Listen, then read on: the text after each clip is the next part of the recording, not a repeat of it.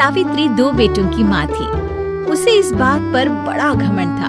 वो मानती थी कि बेटे घर की शान होते हैं। ये ले सावित्री, मिठाई खा, मेरे यहाँ पोती पैदा हुई है। ये सुनते ही सावित्री मुंह बना के कहती है, अरे तू तो लुट गई, बर्बाद हो गई, तेरे यहाँ लड़की पैदा हो गई। अरे तू ऐसा क्यों कह रही है? मैं तो बहुत खुश हूँ। अरे जब तेरी पोती के पीछे तुझे खर्चे पर खर्चे करने पड़ेंगे ना, तब ये तेरी सारी खुशी गम में बदल जाएगी। पहले लड़की की पढ़ाई लिखाई का खर्चा, फिर उसकी शादी का खर्चा। अरे आजकल की शादियाँ कितनी महंगी हो गई है। गहने बनाओ, लाखों रुपए पानी की तरह बह जाते हैं। लड़कियाँ तो सिर्फ खर्चा करवाने के लिए ही पैदा होती हैं। इस तरह लड़कियों के प्रति अपने विचार व्यक्त करते हुए सावित्री ममता को लंबा चौड़ा भाषण देके चली जाती है। अब तो आप लोग इस कहानी में सावित्री देवी का पात्र अच्छी तरह समझ ही गए होंगे।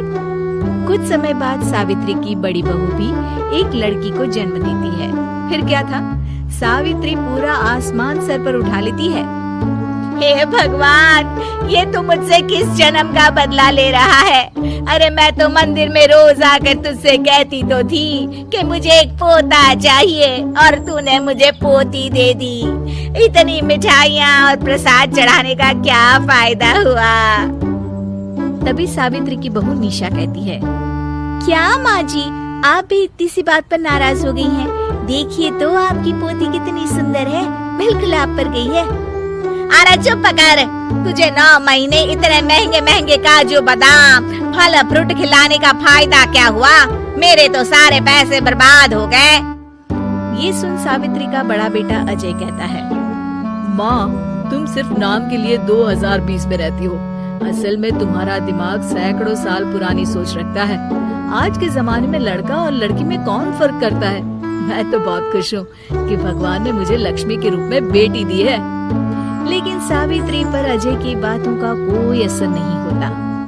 नालायक, अपनी पत्नी की ज़बान बोल रहा है। मेरा बड़ा बेटा तो हाथ से गया। लेकिन सावित्री देवी हार मानने वाली नहीं थी। वो पोते की चाह में अपने छोटे बेटे विजय की शादी करवा देती है। कुछ समय बाद आखिरकार वो दिन आ ही जाता है जब सावित्री की छोटी बहू गर्भवती हो जाती है। सावित्री इतनी खुश हो जाती है कि वो बच्चे के जन्म से पहले ही सारे मोहल्ले में ढिंढोरा पीटने लगती है। ये क्या सावित्री, तू तो पोते के जन्म से पहले ही मिठाई बांट रही है। पहले पोता पैदा तो होने दे, और फिर क्या पता अगर पोते की जगह पोती पैदा हो गई तो। ये सुन सावित्री चिढ़ जाती है। अरे अपनी काली ज़बान मत चला। मेरी मिठाई खा के मेरा ही बुरा सोच रही है। बड़ी आई, ला मेरी मिठाई वापस कर। देख लेना, इस बार मेरे यहाँ पोता पैदा होगा, पोता। लेकिन ठीक इसका उल्टा होता है। सावित्री की छोटी बहू भी एक लड़की को जन्म देती है। सावित्री फिर से रोना धोना शुरू कर देती है और अपनी छोटी बहू को कोसते हुए भला बुरा कहने लगती है। देखते ही देखते ये सावित्री की रोज की आदत हो जाती है। एक दिन उसकी इस आदत से परेशान होकर विजय अपने भाई अजय से कहता है, भैया, माँ खुद एक औरत होकर हमारी बेटियों को पसंद नहीं करती, उल्टा उन्हें रोज कोसती रहती है। मुझे माँ की ये आदत बिल्कुल पसंद नहीं आती। अरे तू ठीक कहता है, मैं भी अब माँ से तंग आ गया हूँ। अच्छा, तो अब तुम दोनों इस तरह पीठ पीछे मेरी बुराई भी करने लग गए हो। नहीं माँ, हम चाहते हैं कि घर में शांति बनी रहे। हमें हमारी बेटियाँ बहुत प्यारी है। मैं नहीं चाहता कि वे तुम्हारे ताने सुन सुन कर बड़ी हो, और इसीलिए हम दोनों ये घर छोड़कर चले जाएंगे।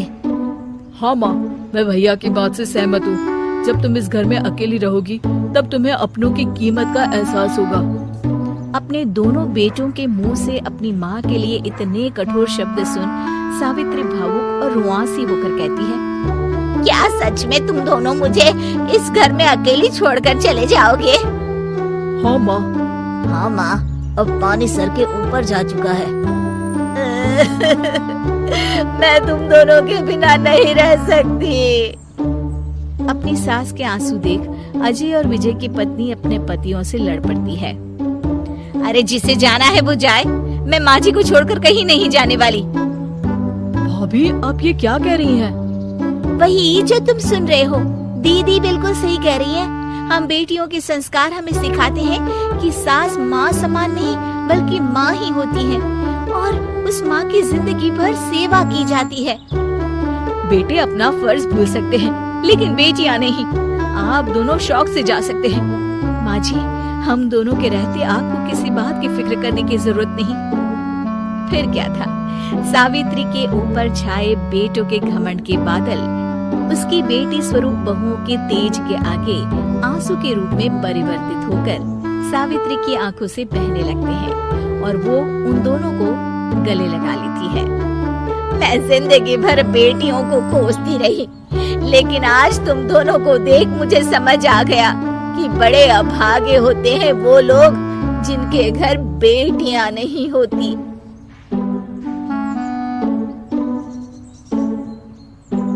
अगर आपको हमारी ये कहानी अच्छी लगी तो कमेंट करके जरूर बताएं और आप ऐसी ही और कहानी सुनना चाहते हैं तो हमारे चैनल को सब्सक्राइब कर बेल बटन दबाएं, वीडियो को लाइक करें और शेयर करना न भूलें।